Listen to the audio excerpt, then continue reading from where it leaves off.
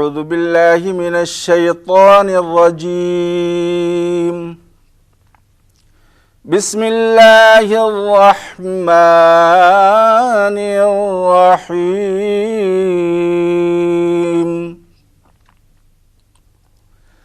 وَلَنَبْلُوَنَّكُمْ بِشَيْءٍ مِّنَ الْخَوْفِ وَالْجُوعِ وَنَقْصٍ مِّنَ الْأَمْوَالِ وَالْأَنفُسِ والثمرات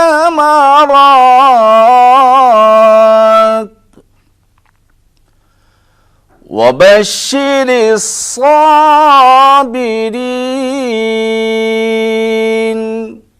صدق الله العظيم. نحمده ونصلي على رسوله الكريم. اما بعد فاعوذ باللہ من الشیطان الرجیم. بسم اللہ الرحمن الرحیم. ولا تقولوا لمن يقتل في سبيل الله اموات بل احياء ولكن لا تشعرون. ولنبلونكم بشيء من الخوف والجوع ونقص من الاموال والانفس والثمرات وبشر الصابرين الذين إذا أصابتهم مصيبة قالوا إنا لله وإنا إليه راجعون. أولئك عليهم صلوات من ربهم ورحمة وأولئك هم المهتدون. صدق الله العظيم. رب اشرح لي صدري ويسر لي أمري واحلل عقدة من لساني يفقهوا قولي. اللهم ربنا الہمنا رشدنا واعذنا من شرور انفسنا.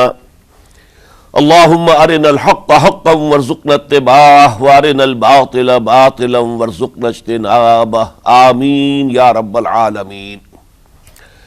معزز حاضرین اور محترم ناظرین و سامعین، السلام علیکم ورحمۃ اللہ وبرکاتہ. آج ہماری سہ روزہ تقاریر کی آخری کڑی ہے.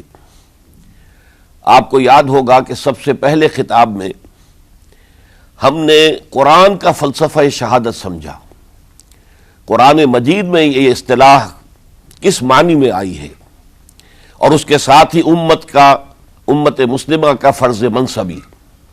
وَكَذَلِكَ جَعَلْنَاكُمْ أُمَّةً وَسَطًا لِتَكُونُوا شُهَدَاءَ عَلَى النَّاسِ وَيَكُونَ الرَّسُولُ عَلَيْكُمْ شَهِيدًا. تو اللہ کے دین کو بالفعل قائم کرنے کے لیے، تاکہ نوع انسانی پر ایک ابدی حجت قائم ہو جائے کہ اللہ کا دین قابل عمل ہے، اسے قائم کیا جا سکتا ہے، اور یہ بہترین سماجی نظام ہے. پولیٹیکو سوشو اکنامک سسٹم اس سے بہتر آج تک چشم فلک نے نہیں دیکھا. یہ حجت قائم کرنے کے لیے جن حضرات نے اپنی جانوں کا نذرانہ پیش کر دیا، گویا کہ وہ اللہ کے گواہ قرار پائے، ان کے لیے لفظ شہید استعمال کیا گیا. دوسرے لیکچر میں آپ کو یاد ہوگا کہ ہم نے یہ بات سمجھنے کی کوشش کی کہ جب اللہ کا دین جزیرہ نماء عرب میں قائم ہو گیا، اور گویا کہ ہم کہہ سکتے ہیں کہ انقلاب محمدی علی صاحب الصلاۃ والسلام کی تکمیل ہو گئی، تو جیسے کہ ہر انقلاب کے ساتھ ہوتا ہے، اس کے بعد کچھ کاؤنٹر ریولوشنری موومنٹس شروع ہوئی. چنانچہ سب سے پہلے اندرون ملک عرب جھوٹے نبی کھڑے ہو گئے، نبوت کے جھوٹے دعوے دار، اور بہت سے لوگوں نے حکومت کو زکوٰۃ ادا کرنے سے انکار کر دیا. اور یہ فتنہ اتنا بڑا تھا کہ واقعہ یہ ہے کہ اگر اسے کرش نہ کر دیا جاتا تو انقلاب محمدی علی صاحب الصلاۃ والسلام اسی وقت ناکام ہو جاتا. یہ حضرت ابو بکر صدیق رضی اللہ تعالیٰ عنہ کے فضائل کا سب سے درخشاں باب ہے کہ انہوں نے اپنے عزم اور ہمت اور استقلال اور اللہ پر اعتماد، اللہ پر توکل اور بھروسے کے ساتھ ان دونوں فتنوں کو آئرن ہینڈ کے ساتھ کرش کر دیا، اور سال سوا سال ہی میں ان دونوں کاؤنٹر ریولوشنری موومنٹس کو ختم کر کے اس کے بعد انہوں نے جلد ہی اس نظام کا گویا کہ انچارج حضرت عمر رضی اللہ تعالیٰ عنہ کو بنا دیا کہ جو خلیفہ ثانی ہیں۔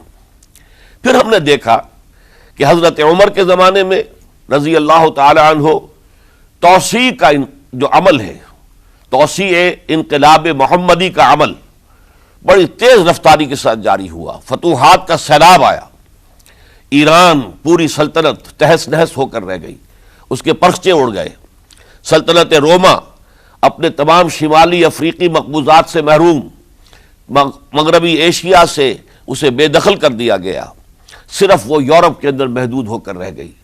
اب ظاہر بات ہے کہ اس کے خلاف بھی تو پھر رد عمل ہونا تھا، کاؤنٹر ریولوشنری موومنٹس اٹھنی تھی۔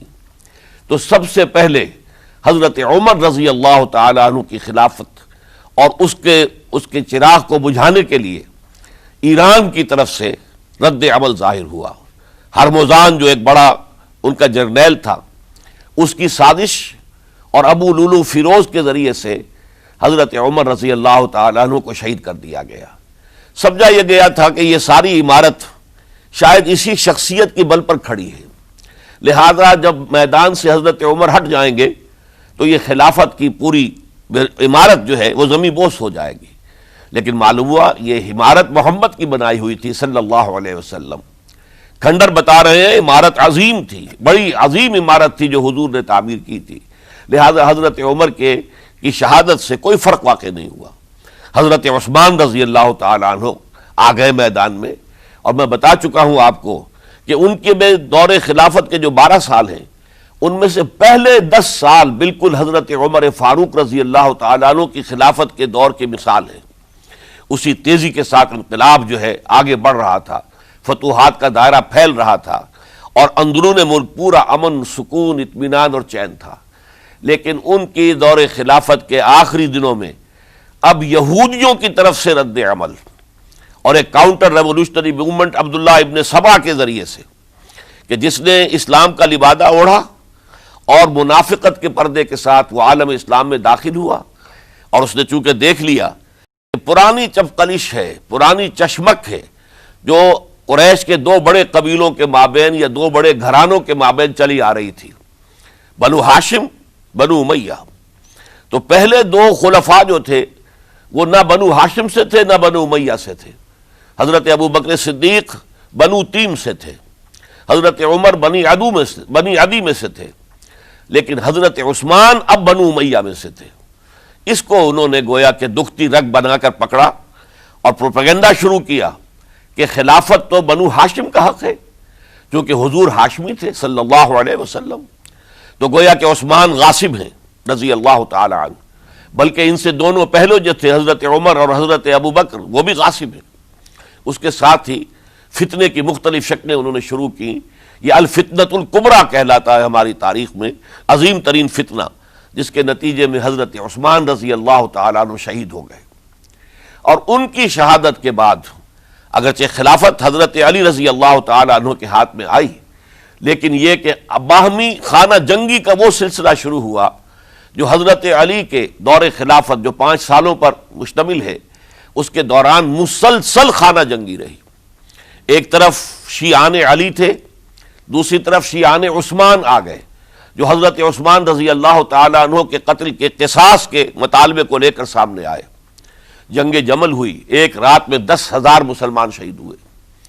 جنگ صفین میں 74,000 مسلمان شہید ہوئے۔ جنگ نہروان میں پھر 4,000 مسلمان شہید ہوئے۔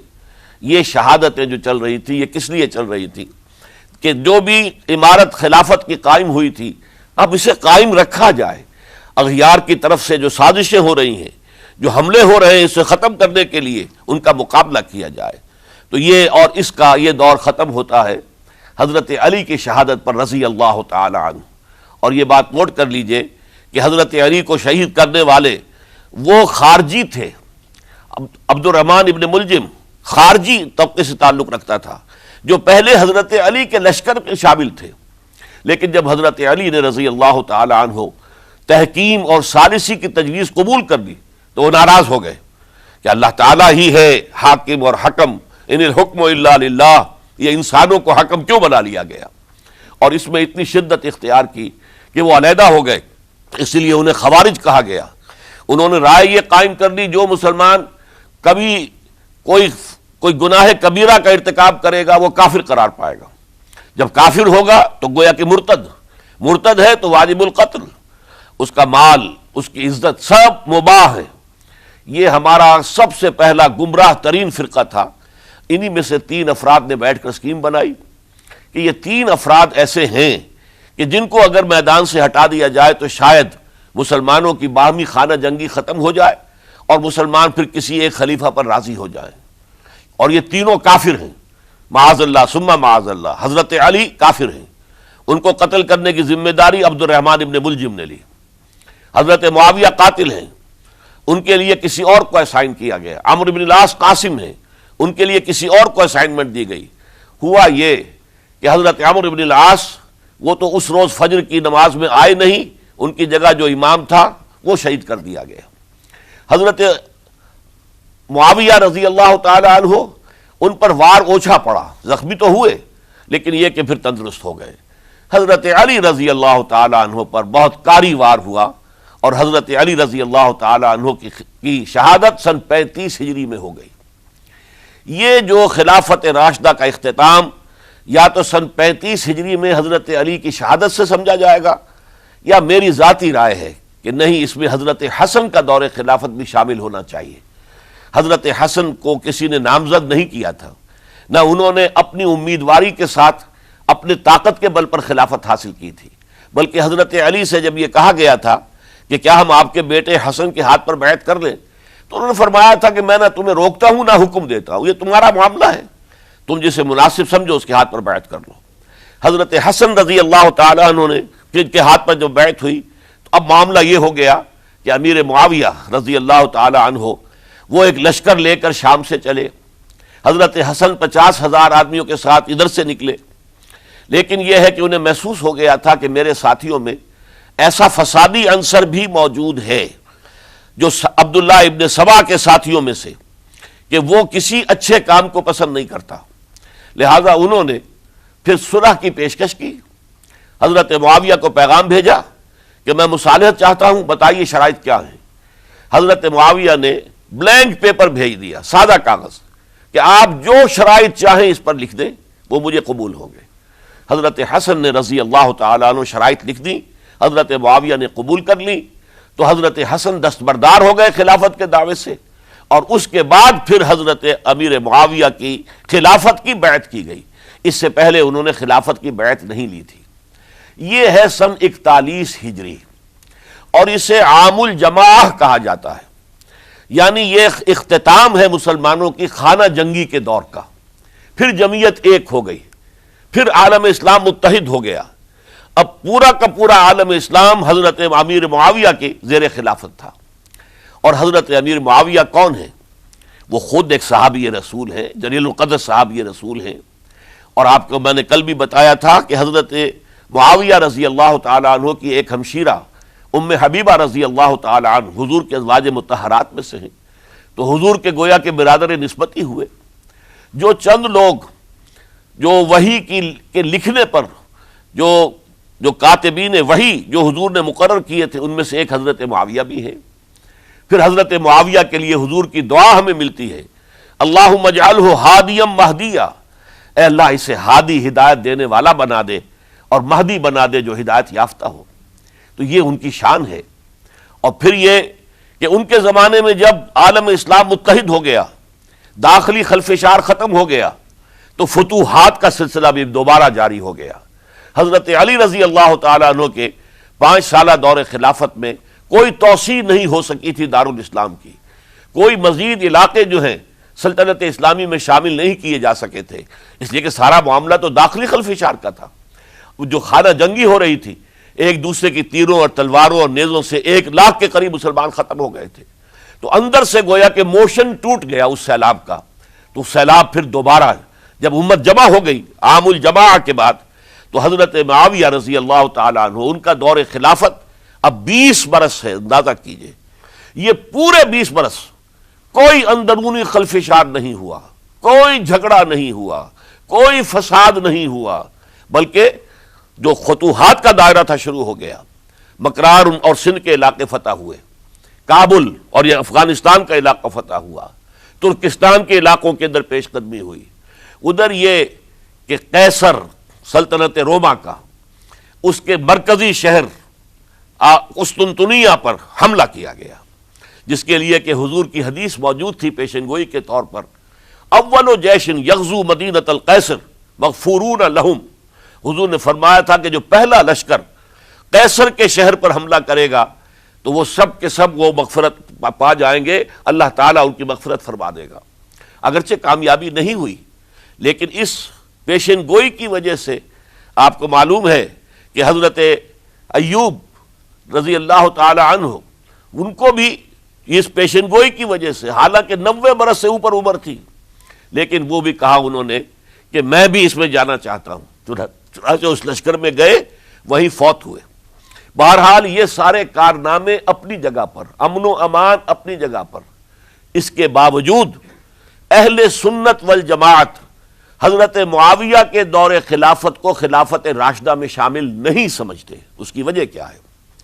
خلافت راشدہ کی شرط اولین قرآن مجید کے حکم کے مطابق امرہم شورا بینہم، مسلمانوں کے باہمی معاملات باہمی مشورے سے طے پاتے ہیں۔ حضرت ابوبکر صدیق رضی اللہ تعالیٰ عنہ سقیفہ بنی سعدہ کے اندر مشورے کے بعد ان کو منتخب کیا گیا اور ان کے ہاتھ پر بیعت ہوئی۔ حضرت عمر رضی اللہ تعالیٰ عنہ کو حضرت ابوبکر نے مسلمانوں سے مشورہ کر کے پھر نامزد کیا۔ حضرت عثمان کے لیے حضرت عمر رضی اللہ تعالیٰ عنہ نے اپنے جانشین کے لیے 6 افراد پر مشتمل کمیٹی بنا دی، جو بڑے سے بڑے جو اصحاب جو جن کے بارے میں کہا گیا ہے کہ جن کو دنیا ہی میں بشارت دے دی گئی تھی، جو عشرہ مبشرہ میں سے جو باقی تھے، ان کے اوپر مشتمل کمیٹی بنا دی کہ آپ لوگ طے کر لیں اور اپنے سے کسی ایک پر جمع ہو جائیں۔ اس اعتبار سے حضرت علی کے ہاتھ پر بھی جو بیعت ہوئی ہے تو وہ اہل مدینہ کے دباؤ پر ہوئی ہے، ان کے مطالبے پر ہوئی ہے۔ حضرت علی خود جو ہے وہ خلافت کے مدعی نہیں تھے، بلکہ انکار کرتے رہے، چونکہ فتنے کا دور تھا، حضرت عثمان شہید ہوئے تھے، مسلمانوں کے دل زخمی تھے۔ اس حالت میں وہ سمجھتے تھے کہ اگر میں یہ خلافت جو ہے اپنے ہاتھ میں لے لوں گا تو ہو سکتا ہے کہ اس کا حق ادا نہ کر سکوں، لیکن یہ کہ جب انہوں نے دیکھا کوئی اور بھی تیار نہیں، طلحہ بھی تیار نہیں، زبیر بھی تیار نہیں، تو آخر مسلمانوں کو بغیر امارت کے چھوڑا تو نہیں جا سکتا، تو حضرت علی نے وہ قبول کر لی۔ حضرت حسن کے بارے میں بتا چکا ہوں کہ ان کے بارے میں لوگوں نے کہا تو حضرت علی نے فرمایا میں نہ حکم دیتا ہوں نہ روکتا ہوں۔ لیکن حضرت امیر معاویہ رضی اللہ تعالیٰ عنہ صحابی بھی ہیں، حضور کے قرابت دار بھی ہیں، کاتبین وحی میں سے بھی ہیں، پھر ان کا دور حکومت امن، سکون، اطمینان ہر طرح سے جو ہے 20 برس تک کوئی داخلی خلفشات نہیں ہوا، کوئی فساد نہیں ہوا، کوئی باہمی جنگ و جدل نہیں ہوا، بلکہ فتوحات کا دائرہ آگے بڑھا۔ اس کے باوجود چونکہ انہوں نے طاقت سے خلافت حاصل کی، لہذا ان کے دور خلافت کو ہم خلافت راشدہ میں تسلیم نہیں کرتے، حالانکہ وہ خود راشد ہیں، اس لیے کہ تمام صحابہ کرام کے بارے میں سورہ حجرات میں فرمایا وَلَٰكِنَّ اللَّهَ حَبَّبَ إِلَيْكُمُ الْإِيمَانَ وَزَيَّنَهُ فِي قُلُوبِكُمْ وَكَرَّهَ إِلَيْكُمُ الْكُفْرَ وَالْفُسُوقَ وَالْعِصْيَانَ أُولَٰئِكَ هُمُ الرَّاشِدُونَ۔ تمام صحابہ کرام کی شان یہ ہے کہ اللہ تعالیٰ نے ان کے دلوں میں ایمان کو کھبو دیا ہے، ایمان ان کے دلوں میں رچ گیا ہے، بس گیا ہے، جم گیا ہے، اور کفر سے، فسق سے انہیں تبھی نفرت ہو گئی ہے، اور یہ سب کے سب راشدون ہیں، تو تمام صحابہ راشدون ہیں۔ اس اعتبار سے خود حضرت امیر معاویہ بھی راشدون میں شامل ہیں، لیکن خلفائے راشدین میں شامل نہیں ہیں۔ خلفائے راشدین عام طور پر تو ہم کہتے ہیں حضرت ابوبکر، حضرت عمر، حضرت عثمان، حضرت علی۔ میں نے اپنی ذاتی رائے، حقیر سی رائے عرض کی ہے، اس میں حضرت حسن کا دور بھی شامل ہونا چاہیے 6 مہینے کا، تب وہ 30 برس پورے ہوتے ہیں، جو حدیث میں آیا ہے کہ خلافت جو ہے وہ 30 برس رہے گی، اس کے بعد ملوکیت شروع ہو جائے گی۔ تو ملوکیت کا پہلا قدم یہ تھا کہ حضرت معاویہ نے طاقت سے بزور خلافت حاصل کی، اس لیے ان کو خلیفہ راشد ہم نہیں کہتے۔ البتہ یہ ضرور ہے کہ ان کا دور بہت پرسکون دور تھا۔ البتہ جب 10 برس گزر گئے حضرت معاویہ کے دور حکومت کو، اب میں یہاں لفظ خلافت کی بجائے دور حکومت استعمال کر رہا ہوں، جو کہ خلافت راشدہ سے ذرا اس کا فرق واضح ہو جائے۔ تو اس وقت ایک اور صحابی، جلیل القدر صحابی مغیرہ ابن شعبہ رضی اللہ تعالی عنہ، وہ حضرت معاویہ کے پاس آئے اور انہوں نے یہ کہا کہ دیکھیے، اگر آپ نے اپنے بعد اپنا جانشین نامزد نہ کیا تو ہو سکتا ہے پھر فسادات پیدا ہو جائے، پھر مختلف لوگ خلافت کا دعویٰ لے کر کھڑے ہو جائیں، پھر خانہ جنگی ہو جائے۔ 5 برس کی خانہ جنگی میں 1 لاکھ سے زیادہ مسلمان شہید ہو چکے ہیں، قتل ہو چکے ہیں، ہلاک ہو چکے ہیں۔ اب دوبارہ وہی دور نہ آ جائے، لہذا آپ اپنا جانشین نامزد کر دیجئے۔ امیر معاویہ ریلیکٹنٹ تھے، لیکن انہوں نے دلائل دیے، دلائل مضبوط تھے۔ انہوں نے کہا کہ اب کبار صحابہ دنیا سے رخصت ہو چکے، وہ جماعت کہ جن کی تربیت اور تزکیہ، جن کی تعلیم حضور نے خود کی تھی اور ان کو اندر سے پاک کر دیا تھا، ان کی نیتیں بالکل پاک ہو چکی تھی، کوئی نفسانیت ان میں نہیں رہی تھی، وہ جماعت تو اکثر و بیشتر اب ختم ہو چکی، فوت پا چکے، وفات ہو چکی۔ لہذا اب جو ہے اکثر و بیشتر نو مسلم ہیں جو بعد کے فتوحات کے ذریعے سے اسلام لائے ہیں، لہذا ان کے اندر نہ وہ پختگی ہے، نہ ان کے اندر وہ تقوی ہے، نہ تدین ہے، نہ اصول پرستی ہے۔ اسلام کی پوری تعلیمات جو ہیں وہ ان کے وجود کے اندر، ان کے شعور کے اندر گہری اتری ہوئی نہیں ہے۔ لہذا اب صورتحال وہ نہیں رہ سکے گی جو حضرت ابو بکر یا حضرت عمر یا حضرت عثمان یا حضرت علی کے زمانے میں تھی، لہذا آپ نامزد کیجئے۔ یہ بھی بتا دوں کہ مغیرہ ابن شعبہ کون تھے رضی اللہ تعالیٰ عنہ۔ نمبر 1 یہ کہ یہ اصحاب شجرہ میں شامل ہیں، جن 1400 یا 1800 افراد نے حضور سے بیعت کی تھی صلح حدیبیہ سے متصلا قبل، اس درخت کے نیچے بیٹھ کر جس کے بارے میں سورہ فتح میں فرمایا گیا کہ لقد رضی اللہ عن المؤمنین اذ یبایعونک تحت الشجرہ، اللہ ان تمام اہل ایمان سے راضی ہو گیا جو ہے نبی صلی اللہ علیہ وسلم آپ کے دست مبارک پر بیعت کر رہے تھے اس درخت کے نیچے، ان میں سے موجود، ان میں یہ مغیرہ ابن شعبہ ہے۔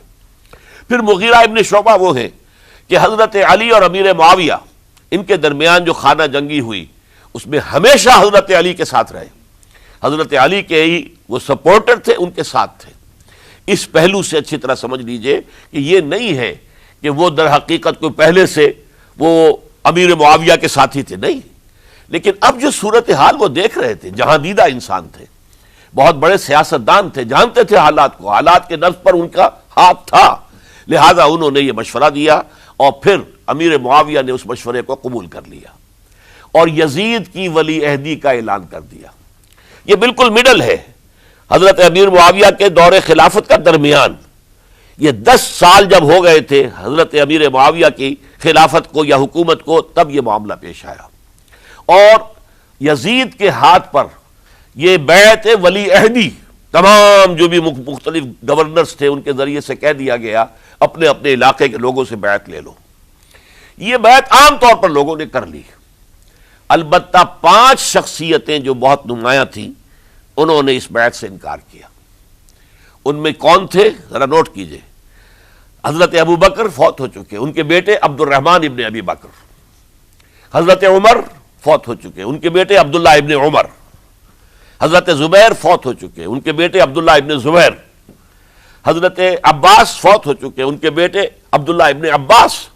حضرت علی شہید ہو چکے، ان کے بیٹے حسین ابن علی رضی اللہ تعالی عنہم اجمعین۔ یہ 5 جو امت کے بہت بڑے 5 افراد کے گویا کے وہ چشم و چراغ تھے ان گھرانوں کے، انہوں نے انکار کیا۔ اور ان میں خاص طور پر عبد الرحمن ابن ابی بکر نے یہ جملہ کہا کہ تم چاہتے ہو کہ قیصر و کسریٰ کی سنت پر عمل کرو کہ باپ کے بعد بیٹا حاکم بن جائے، یعنی ایک قدم تو خلافت کا نظام پہلے ہی نیچے اتر چکا۔ مشاورت سے تو حضرت امیر معاویہ کا بھی جو نسب ہوا ہے وہ مشاورت سے نہیں ہوا۔ ایک درجے میں وہ جو اللہ تعالیٰ کے رسول نے عمارت بنائی تھی شاندار، اس خلافت کا جو سیاسی نظام تھا اس میں ایک تو کڑی آ چکی زوال کی کہ ایک شخص نے طاقت کے ذریعے سے خلافت حاصل کر لی۔ اب اس کی اگلی کڑی لانا چاہتے ہو کہ قیصر و کسریٰ کے طریقے سے خاندان کے اندر، ایک قبیلے کے اندر یہ خلافت جو ہے یا حکومت جو ہے نسل بعد نسل، باپ کے بعد بیٹا اور بیٹے کے بعد پوتا، اس کو ہم کبھی گوارا نہیں کریں گے۔ حضرت امیر معاویہ بہت دانشمند انسان تھے، انہوں نے ان پانچوں حضرات پر کوئی تشدد نہیں کیا، کوئی جبر نہیں کیا، بلکہ رہنے دیا، ٹھیک ہے یہ بیعت نہیں کر رہے، ابھی تو بیعت ولی عہدی ہے، کوئی حرج نہیں۔ لہذا کوئی جھگڑا، کوئی اس وجہ سے کوئی فساد، اس بنا پر کوئی جنگ نہیں ہوئی۔ 10 سال گزر گئے، یعنی 10 سال تک یزید ولی عہد رہا ہے، 10 سال تک، اور اس سوائے ان 5 بڑی شخصیتوں کے جو پوری امت تھی، عوام الناس تھے، ان سب نے اسے قبول کیا۔ یہ صورتحال اب جب پیدا ہوئی جب حضرت امیر معاویہ کا انتقال ہو گیا، یہ سن 60 ہجری ہے، اب سوال پیدا ہوا کہ وہ ولی عہدی کی بیعت اب بیعت خلافت میں منتقل ہو جائے گی۔ لہذا پھر یہ ہوا کہ سب لوگوں سے، سب گورنروں کو لکھ دیا گیا تمام صوبوں کے اندر کہ اپنے اپنے لوگوں سے بیعت لے لو۔ ظاہر بات ہے کہ وہاں کوئی ریفرنڈم نہیں ہوتا تھا، کوئی ووٹ نہیں ہوتے تھے کہ اس کی پرچیاں ڈالی جا رہی ہوں، ایک ایک شخص سے رائے لینا نہیں ہوتی تھی، بلکہ اس وقت کی جمہوریت یہ تھی اور شورائیت یہ تھی کہ ڈفرنٹ کلینز ہیں، ڈفرنٹ فیملیز ہیں، ڈفرنٹ ٹرائبز ہیں، ان کے سردار، ان کے بڑے لوگ، ان کے اہم لوگ بیعت کر لیں تو گویا کہ سب کی بیعت ہو گئی۔ وہ ایک قبائلی نظام تھا، اور اس میں یہ نہیں تھا نظام کے ووٹ بنے ہوئے ہوں اور اس کی پرچیاں ڈالی جا رہی ہوں۔ تو تمام عالم اسلام نے گویا کہ بیعت قبول کر لی اب یزید کی بحیثیت خلیفہ۔ اب وہ جو 5 آدمی تھے ان میں سے ایک فوت ہو چکے تھے، حضرت عبد الرحمن ابن ابی بکر رضی اللہ تعالی عنہما، دونوں فوت ہو گئے، لیکن باقی 4 رہ گئے۔ ان 4 کو نوٹ کیجئے، اور یہ بڑا سینسٹیو ایشو ہے جس پر میں اب گفتگو کر رہا ہوں۔ ان 4 میں کون ہیں؟ عبداللہ ابن عباس، عمر میں سب سے بڑے وہ ہیں، اور ان کی شان یہ ہے کہ انہیں حبر الامہ کہا گیا ہے، امت کے سب سے بڑے عالم، اور قرآن مجید کے وہ سب سے پہلے مفسر ہیں۔ اصل جو جتنی بھی تفسیری روایات ہمیں ملتی ہیں حضرت عبداللہ ابن عباس کے شاگردوں سے، تابعین سے، لہذا ان کا بہت اونچا مقام ہے۔ حضرت عبداللہ ابن عمر، ان کا مقام بھی آپ کو معلوم ہے، حدیثوں کی کتنی بڑی تعداد ہے جو عبداللہ ابن عمر سے مروی ہے، اور اس کو سلسلۃ الذہب کی پہلی کڑی کہا جاتا ہے۔ روایت حدیث میں جو سنہری زنجیر ہے اس کا آغاز حضرت عبداللہ ابن عمر ہے۔ ایک طرف یہ دونوں ہو گئے، ان دونوں کی رائے کیا ہوئی؟ اگرچہ کام غلط ہوا ہے، یہ اس طریقے سے قیصر و کسریٰ کی روایت پر عمل کرنا غلط ہے، لیکن یہ اتنی بڑی غلطی نہیں ہے کہ اس کی وجہ سے باہمی جنگ و جدال ہو، خوریزی ہو، ایک دوسرے کی گردنیں کاٹی جائیں اور فتنہ و فساد پیدا کر دیا جائے۔ لہذا انہوں نے یزید کی بیعت کر لی۔ 2 حضرات رہ گئے، یہ نسبتاً نوجوان ہیں، ان دونوں کی پیدائش ہجرت کے بعد ہوئی ہے۔ ہجرت کے بعد پہلا بچہ جو مہاجرین میں پیدا ہوا ہے وہ عبداللہ ابن زبیر ہے، بلکہ کچھ عرصے تک مہاجرین میں جب کوئی پیدائش نہیں ہوئی تو وہ مکے مدینہ کے منافقین نے کہنا شروع کر دیا تھا کہ یہ یہاں کے کمزور ہو گئے، نامرد ہو گئے، ان کی اولاد اب چلے گی نہیں۔ تو عبداللہ ابن زبیر جب پیدا ہوئے، اور آپ کو معلوم ہونا چاہیے وہ حضرت ابو بکر صدیق کے نواسے ہیں، حضرت عائشہ صدیقہ کی ہمشیرہ حضرت اسماء کے بیٹے ہیں عبداللہ ابن زبیر، اور زبیر بہت شجاع، بہت ہی بہادر انسان تھے۔ تو عبداللہ ابن زبیر کے اندر بھی وہی کیفیات تھی۔ انہوں نے کہا نہیں، اس غلطی کو ہم برداشت نہیں کریں گے، خورزی ہوتی ہے تو ہو، لیکن ہم اسلامی نظام کو نیچے اترتا ہوا نہیں دیکھ سکتے۔ جیسے کبھی حضرت ابو بکر نے فرمایا تھا ایبدل الدین وانا حی، کیا دین میں ترمیم اور تنسیخ کر دی جائے گی؟ دین کو بدل دیا جائے گا، دین میں تحریف کر دی جائے گی، جبکہ میں ابھی زندہ ہوں، میں جیتے جی یہ نہیں ہونے دوں گا۔ حضرت عبداللہ ابن زبیر کی یہ رائے ہوئی، وی ہیو ٹو چیلنج، ہم مقابلہ کریں گے، ہم اسے پیسیولی قبول نہیں کریں گے۔ انہوں نے بیعت سے انکار کیا اور مدینہ چھوڑ کر مکے جا کر حرم کے اندر پناہ گزین ہو گئے۔ یہی معاملہ حضرت حسین ابن علی رضی اللہ تعالی عنہما کا تھا، وہ بھی نہایت شجاع، نہایت جری، نہایت بہادر۔ انہوں نے بھی کہا کہ یہ غلط قیصر و کسریٰ کی روایت جو شروع ہو رہی ہے اسے ہم نے ریزسٹ کرنا ہے اور اسے ہم آگے نہیں چلنے دیں گے۔ ان پر بھی جب دباؤ ڈالا گیا کہ بیعت کرو تو وہ کچھ وقت مانگ کر کہ دیکھیے میں ایسا شخص نہیں ہوں کہ تنہائی میں علیحدہ کمرے میں بیٹھ کر بیعت کروں، جب عمومی بیعت لوگے تم سب سے تو میں بھی آ جاؤں گا، اس وقت لوگ فیصلہ کریں گے۔ تو بس اس وجہ سے پھر وہ گورنر جو تھا اس وقت مدینے کا، اسے اجازت لے کر آ گئے اور راتوں رات وہاں سے نکل کر وہ بھی مکے پہنچ گئے۔ تو اب یہ چار جو ہیں دو گروہوں میں تقسیم ہو گئے، 2+2۔ دو کی رائے یہ ہوئی کہ بات غلط ہے، لیکن اس کی بنا پر خون ریزی، جنگ و جدال، جنگ آپس میں خون ریزی کرنا یہ صحیح نہیں ہے، بلکہ مصلحت اس میں ہے کہ اس کو قبول کر لیا جائے۔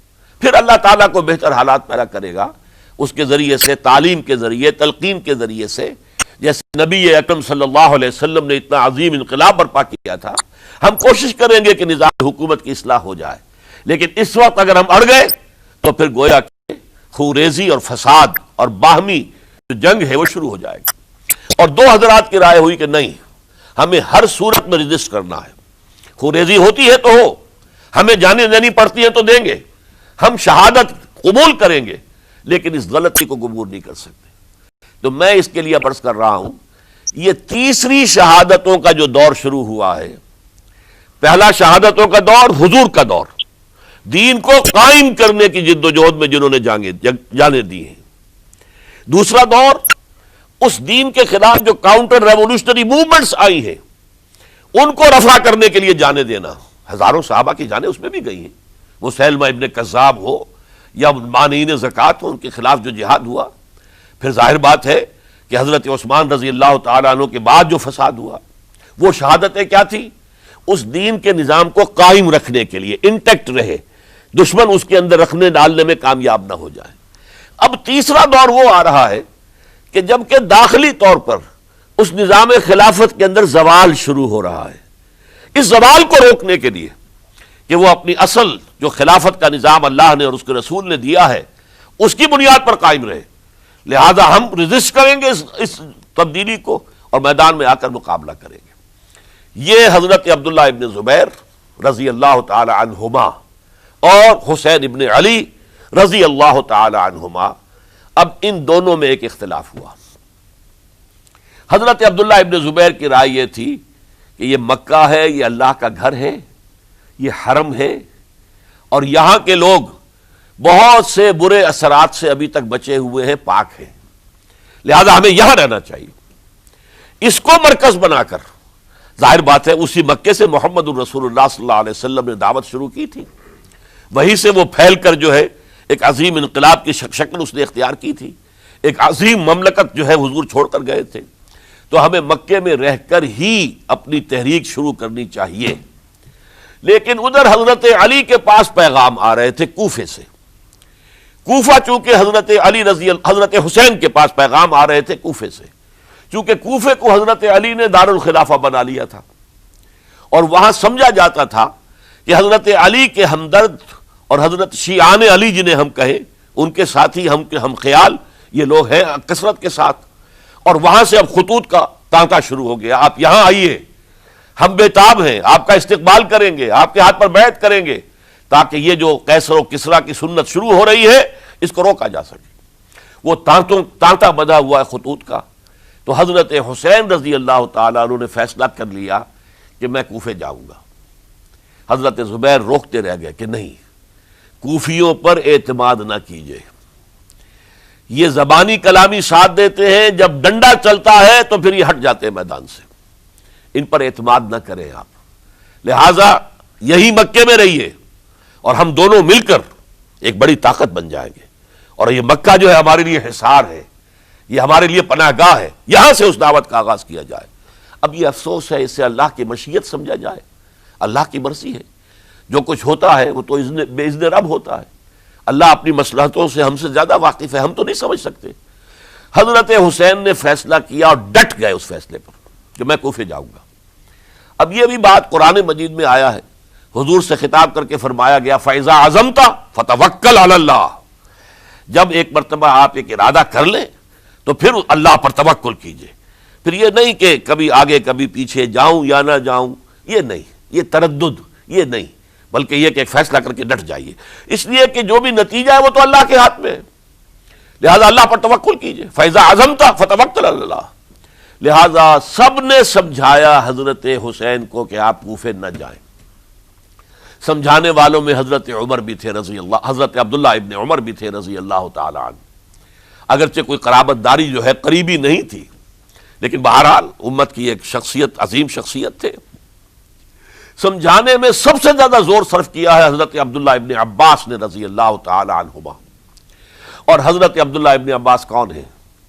ایک رشتے سے حضرت حسین کے چچا ہیں، ایک رشتے سے حضرت حسین کے نانا ہیں۔ کیوں؟ حضرت علی اور حضرت عبداللہ ابن عباس چچا زاد بھائی ہیں، عباس کے بیٹے، ابو طالب کے بیٹے، عباس اور ابو طالب بھائی ہیں، تو یہ فرسٹ کزن تھے حضرت علی اور عبداللہ ابن عباس رضی اللہ تعالی عنہ۔ لہذا انہوں نے جب کہا تو گویا کہ ایک چچا، ایک بزرگ سمجھا رہا ہے۔ اور دوسرے رشتے سے حضور نانا تھے حضرت حسین کے، اور حضور بھی کزن تھے حضرت عبداللہ ابن عباس کے، چچا زاد بھائی ہیں۔ اس حوالے سے سمجھ لیجئے کہ حضور کے کزن نانا کے درجے میں آ گئے، تو یہ دو رشتے تھے حضرت عبداللہ ابن عباس کے، اور انہوں نے بڑی الہا و زاری کے ساتھ، بڑی اپنے مقام سے نیچے اتر کر خوشامد کی ہے، حسین خدا کے لیے باز آ جاؤ، حسین خدا کے لیے باز آ جاؤ، حسین اگر جانا ہی ہے تو اپنے بال بچوں کو لے کر نہ جاؤ۔ جس طریقے سے تمہارے باپ حضرت علی رضی اللہ تعالیٰ عنہ کو کوفہ کے اندر ذبح کر دیا گیا، کہیں ایسا نہ ہو کہ تمہیں بھی تمہارے بال بچوں کے سامنے ذبح کر دیا جائے، باز آ جاؤ۔ لیکن حضرت حسین، اب اللہ کی طرف سے ان کے دل میں ایک ارادہ پختہ ہو چکا تھا، اور انہوں نے حضرت مسلم بن عقیل کو بھیجا تھا کہ جاؤ میری طرف سے کوفے والوں سے بیعت لے اور پھر مجھے اطلاع دو۔ وہ گئے، وہاں 12,000 افراد نے بیعت کر لی۔ اب ان کا خط آ گیا کہ یہاں تو فضا بالکل ہموار ہے، اتنے لوگوں نے بیعت کی ہے، باقی بھی جیسے ہی آپ سامنے آ جائیں گے سب بیعت کر لیں گے، لہذا یہاں پر وہ ریزسٹنس کے لیے گویا کہ ہمارے پاس طاقت اس کوفے کے اندر بہت مضبوط طاقت ہوگی کہ ہم یزید کی حکومت کے خلاف ریزسٹ کر سکیں۔ اس کے بعد ہوا کیا؟ یزید نے عبید اللہ ابن زیاد کو گورنر بنا کر بھیج دیا۔ یہ شخص تھا بہت ڈنڈا چلانے والا، اس نے سختیاں شروع کی تو بہت سے لوگ اس بیعت سے تائب ہو گئے، لیکن مسلم بن عقیل وہ میدان میں آئے اور ان کے ساتھ ہزاروں آدمی آ گئے جنہوں نے بیعت کی تھی، ابھی تک بیعت پر قائم تھے، اور انہوں نے گورنر کے گھر کا گھیراؤ کر لیا۔ گورنر کے ساتھ 30-40 آدمی تھے کل، وہ چھتوں پر چڑھ گئے، وہاں سے پتھراؤ کیا، اور وہاں سے جو 30-40 آدمی کوفے کے تھے ان سے کہا تم اپنے اپنے لوگوں کو کہو کہ چلے جائیں واپس یہاں سے۔ انہوں نے اوپر سے کہنا شروع کیا، ڈرایا، بہت خوفناک نتیجہ نکلے گا، اب عبید اللہ ابن زیاد تم سب کو ہلاک کر دے گا۔ ایک ایک کر کے بھیڑ چھٹتی چلی گئی اور صرف چند افراد رہ گئے، اور اس کے نتیجے میں حضرت مسلم بن عقیل شہید کر دیے گئے، بلکہ ایک شخص حامی نے انہیں پناہ دی تھی کوفے میں، ان کو بھی قتل کر دیا گیا، شہید کر دیا گیا۔ اس پر یہ ہے کہ انہوں نے ایک شخص کے ذریعے سے پیغام دیا قتل کیے جانے سے پہلے کہ دیکھو میرا تو وقت آ گیا ہے، میں تو اب قتل ہو جاؤں گا، شہید کر دیا جاؤں گا، تو میرا پیغام حسین تک پہنچا دو رضی اللہ تعالی عنہ کہ یہاں یہ بغاوت ہو گئی۔ لوگوں نے، کوفیوں نے، الکوفی لا یوفی، کوفی جو ہے وہ پورا نہیں کرتا اپنے عہد کو اور وفا کو، اس کا ایک ثبوت ہمیں مل گیا ہے، یہ سب کے سب منحرف ہو گئے بیعت سے، آپ جہاں تک آ گئے وہاں سے واپس چلے جائیے۔ جب حضرت حسین کے پاس یہ پیغام پہنچا اور انہوں نے ارادہ کیا کہ ٹھیک ہے یہ تو حالات بدل گئے، لہذا واپس چلنا چاہیے، شاید عبداللہ ابن زبیر کی رائے ہی صحیح ہے، ہمیں مکے ہی میں بیٹھ کر کام کرنا چاہیے، لیکن اب جو ہے عرب کا ایک خاص مزاج ہے۔ حضرت مسلم بن عقیل کے بیٹے آڑے آ گئے، اب ہم اپنے باپ کے خون کا قصاص لیے بغیر نہیں جائیں گے، اور حضرت حسین رضی اللہ تعالیٰ عنہ بامروت انسان، شریف النفس انسان، کیسے ممکن تھا غیرت مند غیور انسان وہ کیسے ان کی بات کو رد کر دیتا؟ لہذا اچھا چلو چلتے ہیں کوفے کی طرف۔ آگے بڑھتے چلے گئے، کربلا میں پہنچ گئے، جو کچھ وہاں ہوا ہے پھر آپ کو معلوم ہے۔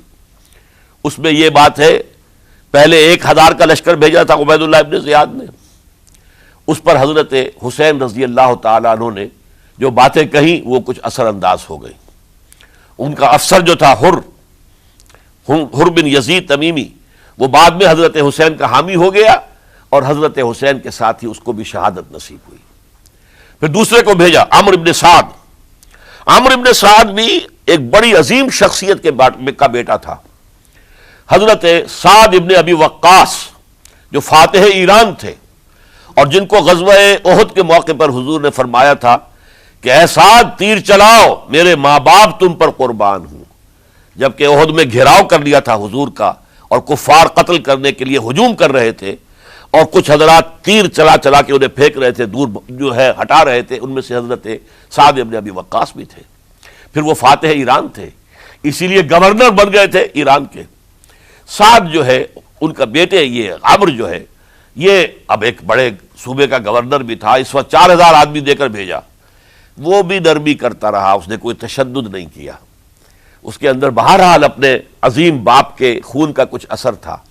لیکن یہ کہ پھر ابن زیاد کو اطلاع مل گئی کہ عمرو ابن سعد جو ہے وہ تو لے تو لال کر رہا ہے، حملہ نہیں کر رہا، قتل نہیں کر رہا، بلکہ یہ کہ وہ تو اس راستہ بھی دینے کے لیے تیار ہے کہ نہ مدینے کی طرف جائیے اور نہ آپ مکے کی طرف جائیے، نہ کوفے کی طرف جائیے، بلکہ آپ چاہے تو دمشق چلے جائیں، یزید سے اپنا معاملہ کر لیں. اس پر ابن زیاد نے پھر وہاں سے خط لکھا ہے میں نے تمہیں اس کام کے لیے بھیجا تھا، میں نے تمہیں حکم دیا تھا حسین سے میری بیعت لو، یعنی میری بیعت کے ذریعے یزید کی بیعت لو اور اسے پکڑ کر لا کر میرے سامنے پیش کرو. لہذا پھر اس نے ایک بہت خونخوار شخص کو زیادہ فوج دے کر بھیجا ہے اور وہ جو ہے اس نے آ کر جو ہے شمر نے پھر اس نے فیصلہ کن معاملہ کیا. حضرت حسین رضی اللہ تعالیٰ عنہ نے ان دنوں میں جو وہاں گزرے ہیں جتنے بھی کوفی آئے ہوئے تھے نا، اکثر و بیشتر تو کوفے کے لوگ تھے، ان سے کہا کہ میں خود نہیں آیا، تم نے مجھے بلایا تھا. اے فلاں ابن فلاں کیا تم نے مجھے خط نہیں لکھا تھا کہ آؤ؟ اے فلاں ابن فلاں کیا تم نے مجھے پیغام نہیں بھیجا تھا کہ یہاں تشریف لائیے؟ اور دیکھو میرے پاس تمہارے خطوط موجود ہیں. وہ ایک تھیلا جس میں کہ خطوط ہے وہ بھی لا کے میدان میں رکھ دیا. یہ حضرت حسین رضی اللہ تعالیٰ عنہ کی شرافت اور اپنی صاف دلی. کوئی اس کے اندر عیاری نہیں تھی ان کے اندر، معاذ اللہ ثم معاذ اللہ. لیکن یہ کہ اس کا نتیجہ اچھا نہیں نکلا. نتیجہ کیا نکلا؟ اب انہیں پتا چل گیا کوفیوں کو اگر اب حسین زندہ دمشق پہنچ گئے یزید کے پاس تو یہ ہم سب کا بھاڑا پھوڑ دیں گے، ہماری شامت آ جائے گی. لہذا اب تو کسی صورت انہیں زندہ نہیں رہنے دینا. یہ ایک بڑا اہم واقعہ نوٹ کر لیجئے اس کو، اس لیے کہ حضرت حسین نے ایک ایک کا نام لے کر اے فلاں ابن فلاں، اے فلاں ابن فلاں، اے فلاں ابن فلاں کیا تم نے خط نہیں لکھا تھا؟ کیا تمہارا پیغام نہیں تھا؟ اب انہوں نے دیکھا کہ یہ بھانڈا اگر یزید کے ہاں جا کر پھوڑ دیا گیا تو پھر ہماری خیر نہیں ہوگی. یہی وجہ ہے حضرت حسین کو شہید کرنے کے بعد، یہ نوٹ کر لیجئے، 72 آدمی تھے کل جس کو کہہ لیں لشکر حضرت حسین کا رضی اللہ تعالیٰ عنہ. ان میں سے 20 خاندان بنی ہاشم کے چشم و چراغ تھے. وہ بڑی بہادری سے لڑے ہیں، بڑی بہادری سے لڑے، ایک ایک نے لڑ کر جان دی ہے. بہت سو کو مارا ہے. یقاتلون فی سبیل اللہ فیقتلون ویقتلون، قتل کر بھی رہے تھے، قتل ہو بھی رہے تھے، ایک ایک کر کے قتل ہو رہے تھے، شہید ہو رہے تھے. 20 جو ہے خاندان بنی ہاشم میں سے شہید ہوئے ہیں. حضرت حسین رضی اللہ تعالیٰ عنہ کا ایک بہت ہی انفنٹ چھوٹا بچہ وہ بھی شہید ہوا ہے. باقی سب مرد، تمام مرد سوائے ایک حضرت حسین کے بیٹے حضرت علی بن حسین زین العابدین کہلائے بعد میں. وہ بیمار تھے، وہ جنگ میں حصہ نہیں لے سکتے تھے، وہ بچ گئے صرف. اچھا حضرت حسین شہید ہو گئے. یہ ہے 10 محرم الحرام سن 61 ہجری. کیا مطلب ہے؟ حضور کے انتقال کے ٹھیک 50 برس بعد، سن 11 ہجری میں حضور کا انتقال اور سن 61 ہجری میں حضور کے نواسے اور جن کے بارے میں حضور نے فرمایا سیدہ شباب اہل الجنہ، حضرت حسین شہید کر دیے گئے. اور اس کے بعد اس لشکر نے خیموں کو آگ لگا دی. یہاں نکتہ سمجھ لیجیے آگ کیوں لگائی. انہیں معلوم تھا ہمارے خلاف ڈاکومنٹری پروف موجود ہے وہاں پر، وہ ہمارے خطوط کے تھیلے وہاں موجود ہیں. اگر وہ باقی رہ گئے تو ہماری شامت آ جائے گی، ہمیں کون بچائے گا.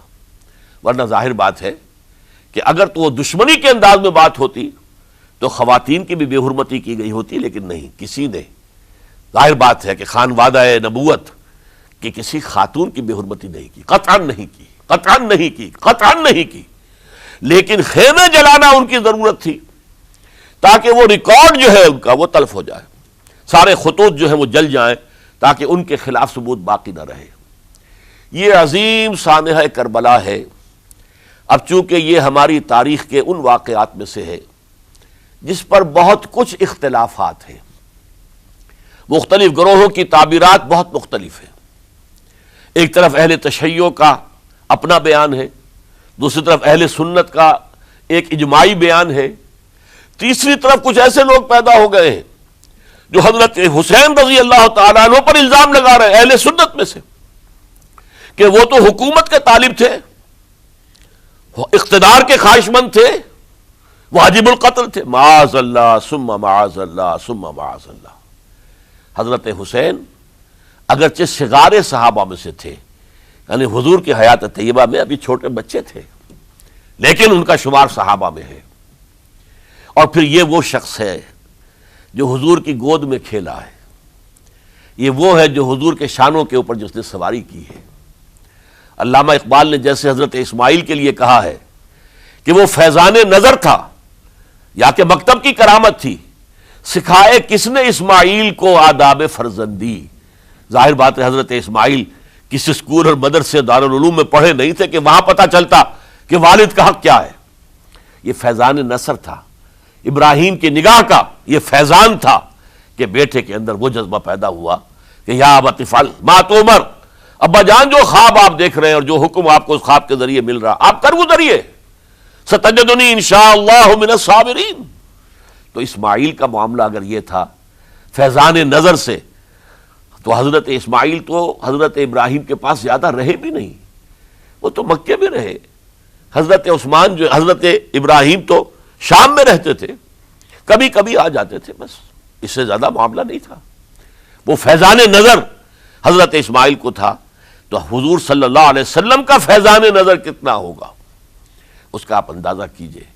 یہ کوئی جنگ اقتدار نہیں تھی، معاذ اللہ ثم معاذ اللہ ثم معاذ اللہ، بلکہ انہوں نے اپنا ایک فرض منصبی سمجھا ہے کہ میرے نانا کا لایا ہوا نظام اور اس کے اصول اب ٹوٹ رہے ہیں۔ جیسے حضرت ابو بکر کا قول میں نے آج بھی آپ کو سنایا، ایبدل الدین وانا حی، کیا دین میں ترمیم اور تنسیخ کی جائے گی، دین کی باتوں کو بدل دیا جائے گا جبکہ میں ابھی زندہ ہوں۔ اسی طریقے سے گویا کہ زبان حال سے حضرت حسین اور عبداللہ ابن زبیر رضی اللہ تعالی عنہم ان دونوں نے یہ فیصلہ کیا کہ ہم روکیں گے اس کو۔ آپ اختلاف کر سکتے ہیں کہ حضرت حسین کی رائے صحیح تھی یا حضرت عبداللہ ابن عباس کی رائے صحیح تھی، یہ کہہ سکتے ہیں آپ، لیکن کسی کی نیت پر حملہ نہیں کر سکتے۔ اسی طریقے سے بعض لوگ جو ہے حضرت عبداللہ ابن عباس، عبداللہ ابن عمر، ان کی نیتوں پر حملہ کرتے ہیں۔ ان کو تو یزید نے دولت سے خرید لیا تھا، معاذ اللہ ثم معاذ اللہ ثم معاذ اللہ۔ یہ دونوں جلیل القدر صحابہ ہیں، یہ تو صغار صحابہ میں سے نہیں ہیں، یہ جوان تھے پورے حضور کے زمانے میں، جنگوں میں حصہ لیا ہے۔ حضرت عبداللہ ابن عمر نے، عبداللہ ابن عباس نے رضی اللہ تعالیٰ عنہما، انہیں کوئی رقم نہیں خرید سکتی تھی، کوئی دولت نہیں خرید سکتی تھی۔ جو رائے انہوں نے قائم کی دیانتاً قائم کی۔ اور ہمارے ہاں اصول یہ ہے کہ جب کوئی نئی صورتحال پیدا ہو جائے اور اجتہاد کی ضرورت پیش آ جائے اور پوری کوشش کر کے مجتہد اجتہاد کر رہا ہے، تو اگر اسے غلطی بھی ہو جائے، مجتہد مخطی خطا کار، اس کو بھی اکیرا ثواب ملتا ہے، اور مجتہد مصیب وہ مجتہد کہ جس کی رائے صحیح، جس کا فیصلہ صحیح، اسے دوہرا ثواب ملتا ہے۔ تو ان کے مابین ایک اختلاف رائے کا ہوا، اجتہاد کا ہوا۔ آیا یہ غلطی اتنی بڑی ہے کہ امت میں تفرقہ پیدا کیا جائے، امن و امان کو برباد کیا جائے، خوریزی کا بازار گرم کیا جائے، یا نہیں؟ دو کی رائے یہ ہوئی، ان کی مخلصانہ رائے تھی، ان کی دیانت دارانہ رائے تھی، ہم ان کی نیت پر حملہ نہیں کر سکتے، آپ اختلاف کرنا چاہیں تو کیجئے۔ اسی طرح حضرت عبداللہ ابن زبیر اور حضرت حسین ابن علی رضی اللہ تعالی عنہ، ظاہر بات ہے کہ ان کا بھی ایک اجتہادی رائے تھی کہ نہیں، یہ دین کے نظام کے اندر بہت بڑا رکھنا پڑ رہا ہے، یہ تو اب قیصر و کسریٰ کی سنت شروع ہو رہی ہے، یہ اسلام کے دین کے اوپر طریقہ نہیں، عمل نہیں ہو رہا ہے، تو ہم اسے اپنی جانوں کا نذرانہ دے کر بھی اسے روکیں گے، روکنے کی کوشش کریں گے، رکے نہ رکے ہم اپنی جانیں دے دیں گے۔ یہ بھی دیانت دارانہ رائے تھی، مخلصانہ رائے تھی، ان کی نیت پر کوئی حملہ کم سے کم اہل سنت والجماعت میں سے کسی شخص کو حق نہیں ہے۔ اس لیے کہ اہل سنت والجماعت کا کہنا یہ ہے الصحابۃ کلہم عدول، صحابہ جتنے بھی ہیں وہ سب کے سب عدول ہیں، ان میں بدنیتی نہیں آ سکتی، خطا ہو سکتی ہے۔ اہل سنت کے نزدیک معصومیت خاصہ نبوت ہے، نبوت ختم ہو گئی محمد الرسول اللہ صلی اللہ علیہ وسلم پر، آپ کے بعد معصوم کوئی نہیں، ابو بکر بھی معصوم نہیں، عمر بھی معصوم نہیں، عثمان بھی معصوم نہیں، علی بھی معصوم نہیں رضی اللہ تعالیٰ عنہ اجمعین۔ تو معصوم کون ہوگا؟ عبداللہ ابن عباس بھی معصوم نہیں، عبداللہ ابن زبیر بھی جو ہے معصوم نہیں، حسین ابن علی بھی معصوم نہیں، اسی طریقے سے عبداللہ ابن عمر، عبداللہ ابن زبیر کوئی معصوم نہیں۔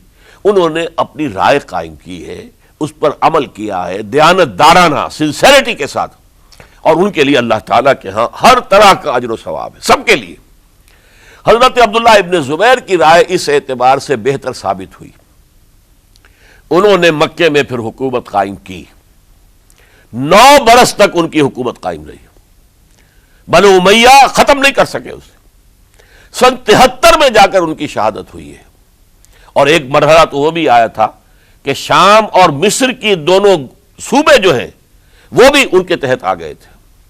تو واقعہ یہ ہے کہ اگرچہ حضور نے ہمیں منع کیا ہے کہ کبھی یہ نہ کہا کرو کہ ایسا ہوتا تو ایسا ہو جاتا، نہیں، جو ہوا اللہ کی مرضی سے ہوا، اللہ کے اذن سے ہوا۔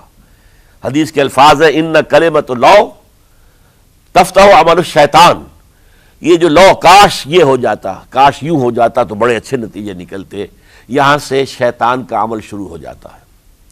ورنہ واقعہ یہ ہے کہ دل سے یہ بات نکلتی ہے، اگر حضرت حسین اور عبداللہ ابن زبیر یکجا ہو جاتے اور مکے کو اپنا مرکز بنا کر جو عظیم مقصد انہوں نے اپنے سامنے رکھا تھا کہ یہ جو روایت غلط آ رہی ہے اسلام کے دینی سیاسی نظام کے اندر، اس کو ہم روکیں گے، تو اللہ تعالیٰ انہیں کامیابی عطا فرما دیتا۔ لیکن یہ پھر ہم کہیں گے ما شاء اللہ کان وما لم یشاء لم یکن، جو اللہ نے چاہا وہ ہوا، اور جو اللہ نے نہیں چاہا وہ نہیں ہوا۔ حضرت حسین کو وہ عظیم شہادت اللہ نے دینی تھی، وہ اونچا مقام عطا کرنا تھا، اور پھر ان کی عظیمت، ان کا صبر، ان کا ثبات، ان کا استقلال، معلوم ہوا کہ اللہ تعالیٰ نے انسانوں کے اندر کتنی کچھ طاقت رکھی ہوئی ہے اور کتنی کچھ صلاحیتیں اللہ نے ودیعت کی ہیں۔ وہ جس طرح ڈٹے رہے، کھڑے رہے، واقعہ یہ ہے کہ وہ بھی نوع انسانی کے لیے ہمیشہ کے لیے ایک سبق ہے، اور وہ سبق یہ ہے کہ آپ حق، جو بھی آپ حق سمجھیں اس حق کے اوپر ڈٹ کر کھڑے ہو جائیں، اور اس میں پرواہ نہ کیجئے کہ آپ کی نفری کم ہے یا آپ کے ساتھ تعداد زیادہ، کوئی خیال نہ کیجئے، اس کے فکر نہ کیجئے کہ حالات ادھر ہیں یا ادھر ہیں، حالات سازگار آپ کے دشمن کے ساتھ ہیں یا آپ کے ساتھ ہیں، کوئی فکر نہ کیجئے۔ حق حق ہے، اس کا ساتھ دینا لازم ہے، اس کے لیے جان دے دینا یہ سب سے بڑی کامیابی ہے۔ وَلَا تَقُولُوا لِمَن يُقْتَلُ فِي سَبِيلِ اللَّهِ اموات، ہرگز نہ کہنا ان کو جو اللہ کی راہ میں قتل ہو جائیں کہ وہ مردہ ہیں، بل احیاء، وہ تو زندہ ہے، ولیکن لا تشعرون، تمہیں شعور نہیں ہے۔ وَلَنَبْلُوَنَّكُمْ، اب یہ تمام مسلمانوں سے خطاب ہو رہا ہے، ہم تمہیں لازماً آزمائیں گے، بِشَيْءٍ مِّنَ الْخَوْفِ، خوف سے، وَالْجُوعِ، اور بھوک اور فقر و فاقے سے۔ حضرت حسین اور ان کے ساتھیوں کو پیاس کے ذریعے سے آزمایا گیا ہے، حالانکہ دریا دور نہیں ہے لیکن پانی بند کر دیا گیا، کیسی کیسی شدت اور کیسے کیسے سخت حالات کا سامنا کیا، لیکن جھکے نہیں، گردن نہیں جھکی، ڈٹے رہے اپنے موقف کے اوپر۔ وَلَنَبْلُوَنَّكُمْ بِشَيْءٍ مِّنَ الْخَوْفِ وَالْجُوعِ وَنَقْصٍ مِّنَ الْأَمْوَالِ وَالْأَنفُسِ وَالثَّمَرَاتِ، اور ہم تمہیں جانی اور مالی نقصانات کے ذریعے سے آزمائیں گے۔ وَبَشِّرِ الصَّابِرِينَ، اور اے نبی بشارت دے دیجئے صبر کرنے والوں کو۔ الَّذِينَ إِذَا أَصَابَتْهُمْ مُصِيبَةٌ، وہ کہ جن کو اگر کوئی مصیبت آئے، ان پر نازل ہو جائے، قالوا، تو وہ کہیں گے اِنَّا لِلَّهِ وَإِنَّا إِلَيْهِ رَاجِعُونَ، ہم اللہ ہی کے ہیں، اللہ ہی کی طرف ہمیں لوٹ جانا ہے۔ أُولَئِكَ عَلَيْهِمْ صَلَوَاتٌ مِّن رَّبِّهِمْ وَرَحْمَةٌ، یہ ہیں وہ جن پر ان کے رب کی طرف سے صلوات ہیں، درود ہے اور رحمت ہے، وَأُولَٰئِكَ هُمُ الْمُهْتَدُونَ، اور یہی ہدایت یافتہ ہیں۔ اللہم ربنا اجعلنا منہم، اللہم ربنا اجعلنا منہم۔ میرے اور آپ کے لیے سبق یہ ہے، صرف حضرت حسین کا کوئی دن منا لینا یہ نہیں، ٹھیک ہے یاد تازہ کیجئے، بہت اچھی بات ہے، لیکن اس کا نتیجہ یہ نکلنا چاہیے کہ اگر حضرت حسین نے اپنی ہی نہیں، اپنے خاندان کی، اپنے اعزاء و اقربا کی، اپنے ساتھیوں کی جانوں کی قربانی پیش کر دی حق کے لیے، تو ہمیں بھی فیصلہ اور سبق یہ لینا چاہیے کہ ہمیں حق کا ساتھ دینا ہے، ہر سے بعد چاہے اس کے نتائج کچھ بھی نکلے۔ اقول قولی ھذا واستغفر اللہ لی ولکم ولسائر المسلمین والمسلمات۔ جسے دیکھنی ہو جنت وہ نبی کے در سے گزرے، وہ جدھر سے گزرے یہ ادھر سے گزرے۔